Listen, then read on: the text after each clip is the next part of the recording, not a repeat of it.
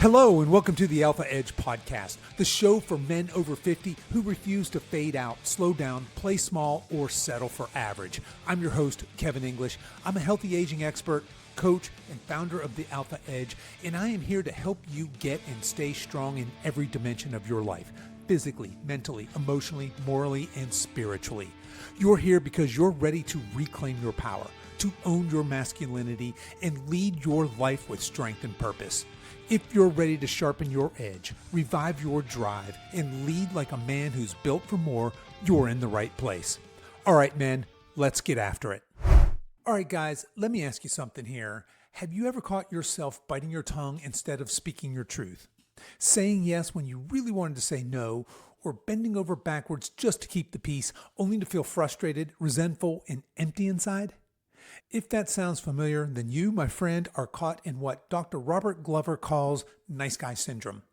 Now, guys, as we are kicking this episode off, let me be real with you. I know this one inside and out because I lived it. For decades, basically the majority of my adult life, I was the classic nice guy. I was a people pleaser, an approval seeker, the guy who thought if I just play it safe, if I just keep everybody happy, then maybe I'll finally get what I want. But you know what?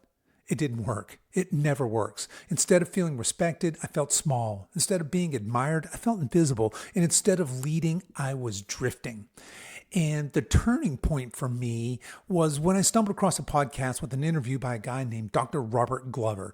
And he had just written this book, or maybe had written a while ago, I can't remember. But his words in that episode just punched me right in the gut. So I ordered his book online. The book is called No More Mr. Nice Guy. And it was like holding up a mirror to my soul.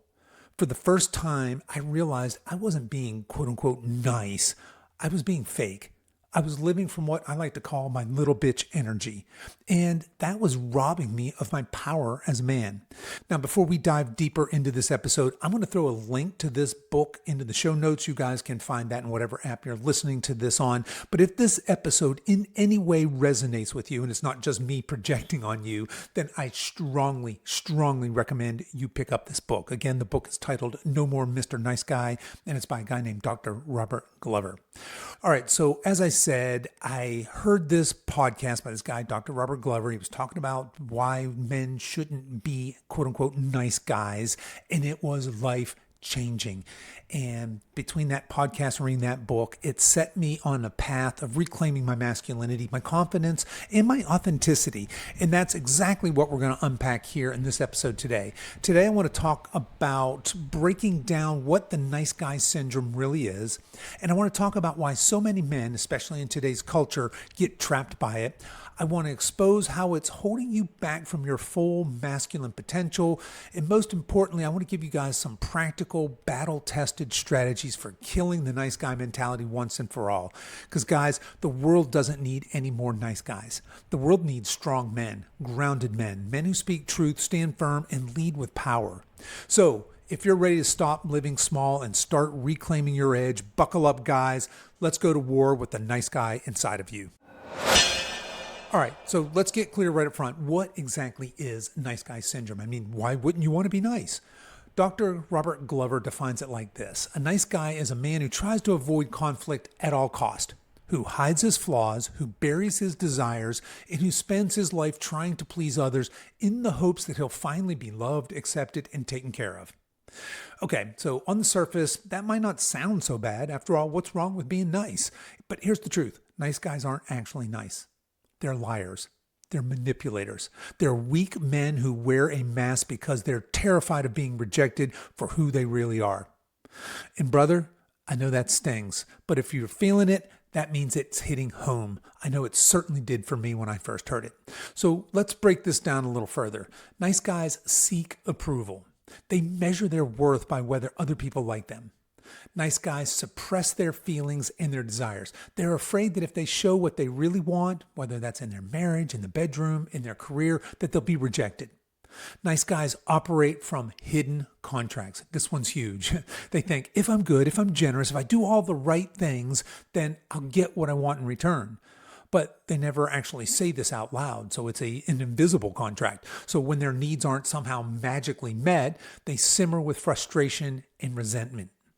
And nice guys avoid boundaries. They hate saying no. They hate confrontation. So they overcommit, they get walked on, and then they wonder why no one respects them. Sound familiar? It sure did for me. And here's the dark side. Nice guys don't just suffer in silence. They leak. They leak anger. They leak passive aggressiveness. They leak manipulation and even addiction, whether that's porn, drinking, workaholism, maybe chasing validation from other women. That's why I say nice guys aren't really nice. They're not honest, they're not grounded, and they're not trustworthy because they're constantly trying to play a game where they quote unquote win love and approval by hiding their true selves. So guys, let's call this what it is. Nice guy syndrome is not about kindness. It's about fear. It's about weakness. It's about being so terrified of rejection that you'd rather live as a fake version of yourself than risk showing up as the man you really are. Now, if you're recognizing yourself in this description, don't panic. This isn't about shame. This is about awareness, because once you see the nice guy pattern in yourself, you've got the power to kill it. So let's dig into why so many men, especially in our modern culture, end up stuck in this trap. So how do we get here? Why are so many men stuck in this nice guy syndrome? Here's the hard truth. Nice guys aren't born. They're made. And they're the product of the culture we live in.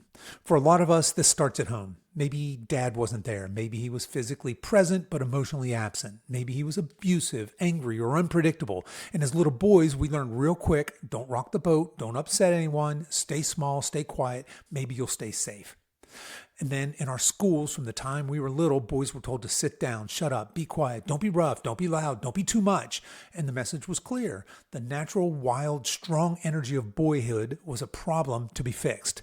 And then, of course, we have our moms. Our moms told us to play nice, don't fight, be polite, and be good little boys.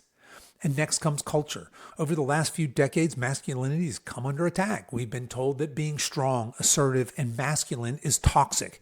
That if you lead, if you stand firm, if you embrace your God-given masculine energy, you're dangerous. So what do men do? We overcorrect, we shrink, we silence ourselves. We try to be nice, harmless, non-threatening, and in the process, we neuter ourselves. And here's the crazy part. Modern culture actually rewards nice guy behavior. At work, being compliant and agreeable makes you the good employee. In relationships, bending over backwards to keep her happy gets praised as being a good husband. Happy wife, happy life, right? In church, being meek and mild is often preached as the ultimate virtue. But there's a problem, and it's a big problem, because deep down, men know this isn't right. You know that's not right. We know we weren't made to live small. We weren't created just to be agreeable, compliant, approval-seeking little boys in grown men's bodies. And yet, everywhere we turn, the pressure is to play nice. It's to keep our heads down, to avoid conflict, to avoid being called aggressive, arrogant, or God forbid, toxic. So what do we end up with? A whole generation of men who've lost touch with their true masculine strength. Men who look good on the outside but are crumbling on the inside. Men who don't lead, don't risk, don't speak the truth because they've been conditioned to believe their very masculinity is a problem. But guys, let me tell you this, masculinity is not the problem. Weak, fake, neutered men are the problem. Nice guy syndrome is the problem.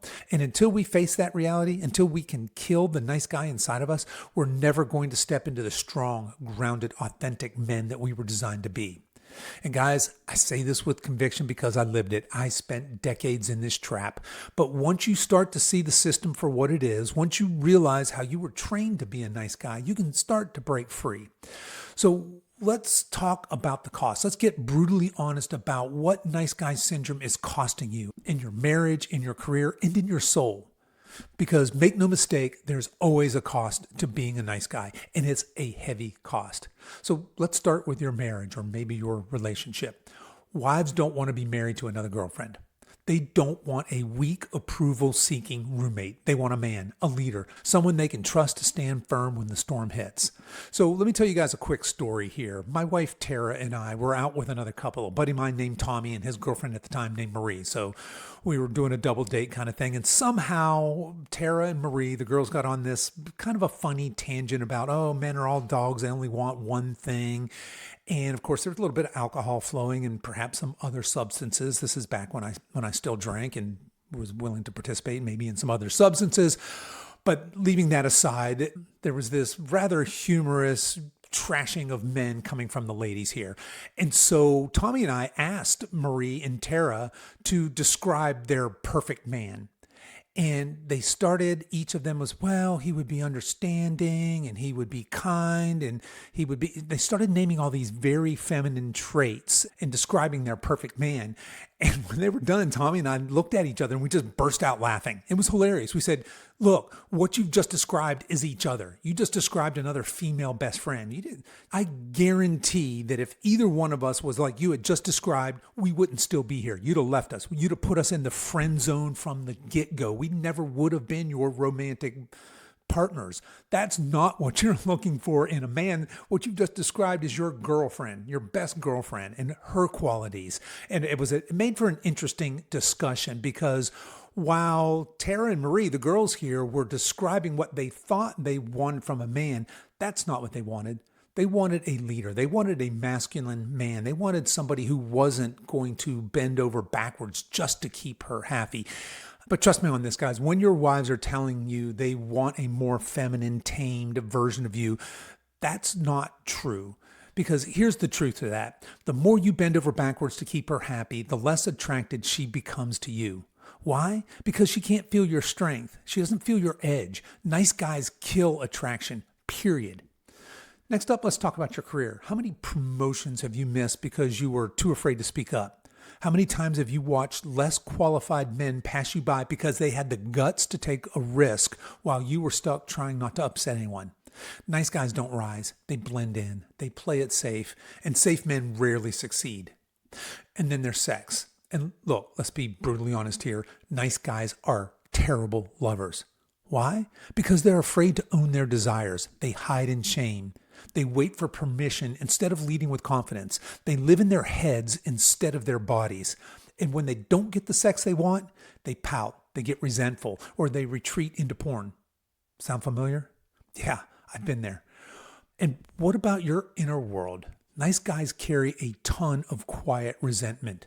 You're constantly doing, giving, pleasing, but because it's all built on hidden contracts, you end up bitter when no one gives you what you never asked for. You think that you're being generous, but really you're just being manipulative. And deep down you know it, which is why you feel hollow. Guys, again, I lived this. I spent years frustrated, sexually unsatisfied, financially limited, to be honest, and spiritually empty. And on the outside, I looked like I was a quote-unquote good guy. But inside, I knew I was living a lie. I wasn't leading. I wasn't dangerous in the best sense of the word. I wasn't dangerous in any sense of the word. I was just nice. And here's the bottom line. Nice guys don't get respect. Nice guys don't get fulfillment. They get overlooked, ignored, and drained. They live small, and they die with regret. Okay, guys, let me back up a little bit. If you're listening to this and you're feeling this as a punch to the gut, I think that's good. That's not condemnation. That's your soul telling you, okay, it's time to rise up because the cost of staying a nice guy is just too high. And the good news is this, you don't have to stay stuck. You can kill the nice guy inside you. You can reclaim your strength, your truth, your edge. And so let's talk about it. How exactly do we do that? Enough about the problem. Let's talk about the solution. Because once you see the nice guy inside you, the mission is clear. Kill him. Starve him. Replace him with the man you were designed to be. So how do you do that? Let me give you 6 battle-tested strategies that changed my life, pulled straight from Dr. Glover's work, as well as my own experience here as a recovering nice guy. First up, number 1 tip is radical honesty.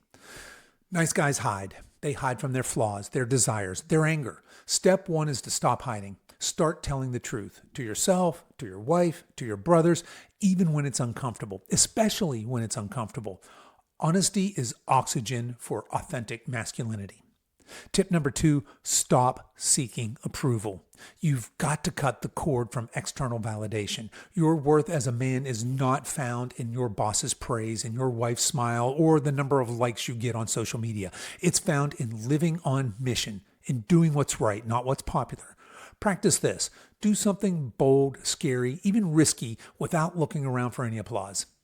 Tip number 3, set boundaries. Nice guys hate saying no, but boundaries are the backbone of respect. Start small. This week, when someone asks you to do something you don't want to do, say no. Period. No excuses, no apologies needed, no justification, just a clean, strong, nope, I can't. And watch how your confidence grows every time you hold that line. Tip number 4, do what you want. For years, I lived trying to anticipate what others wanted from me. I had no idea what I wanted. Guys, that's death to your soul. Reconnect with your own desire. What lights you up? What makes you come alive? And then pursue it unapologetically, whether that's hitting the gym, starting a business, learning a skill, planning an adventure. Do it because you want to. Tip number 5, find a brotherhood. This is non-negotiable. Nice guys isolate. They try to figure it out on their own, but men grow in brotherhood. Find other strong men who are going to call you out, call you up, and won't let you shrink back. I can tell you firsthand, without strong men around me, in community, in fellowship, in brotherhood, I would still be stuck in my little bitch energy. Number 6, guys, reclaim your sexual energy. Here's the truth. Your sexual desire is not a problem to hide. It's not something you need to be ashamed of. It's part of your masculine essence. Stop burying it in porn and passivity. Own it. Express it with confidence. Bring it into your marriage in a way that's bold, spiritual, and unapologetically masculine. Now, look, guys, let me be clear. This is not a quick fix. You don't kill the nice guy in a weekend workshop. You don't kill it by listening to a podcast. This is a process. It's a daily battle. But every time you take a step towards honesty, boundaries, brotherhood, and authenticity, there's another nail in the coffin of your nice guy self. And I'll tell you what happens when you do this. You're going to get stronger. You'll stand taller. Your wife's going to look at you differently. Your kids will respect you more. You're going to stop drifting and start leading. You reclaim the power, the purpose, and the presence you were always meant to walk in. So don't just listen to this and nod your head. Pick one of these strategies and take action this week. Just one, because action is the only thing that's going to kill the nice guy. All right, guys, let's bring this home. As I told you at the beginning of this, I'm not preaching this from some ivory tower. I lived as a nice guy for most of my life. I played small. I bent over backwards for approval. I made up all these goofy, ridiculous, invisible contracts that nobody else knew and then became resentful when they didn't hold up their end of the contract. I thought if I just kept everyone happy, then my life would finally work out for me. But you know what? That path almost broke me. It left me frustrated in my marriage, disconnected from my own desires, ashamed of my masculinity, and I carried that shame like a secret weight. And it wasn't until I heard that podcast, Dr. Glover's podcast, and then read his book that I realized the truth. I wasn't being noble. I wasn't being kind. I wasn't being nice. I wasn't being a good man. I was being fake. I was living from fear instead of strength.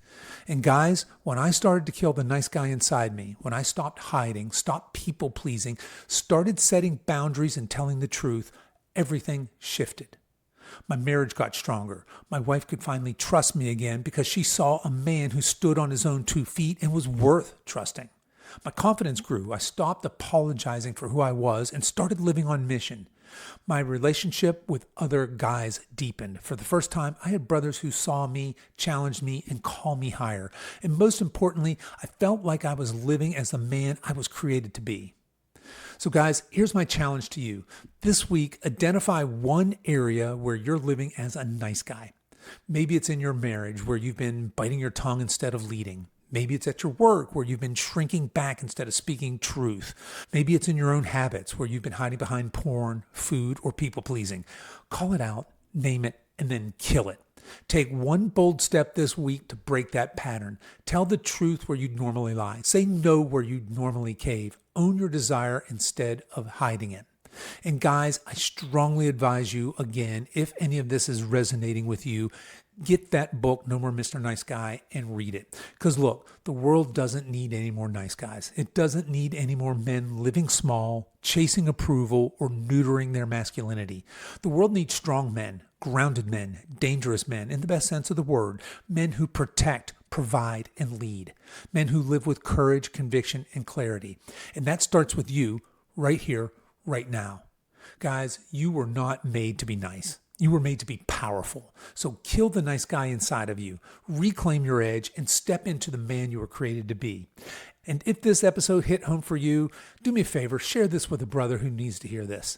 And if you're ready to go deeper, to surround yourself with men who are killing the nice guy mentality and stepping into their true strength every single day, check us out over at the Alpha Edge. All right, guys, that's what I've got for you this week. Until next week, stay strong.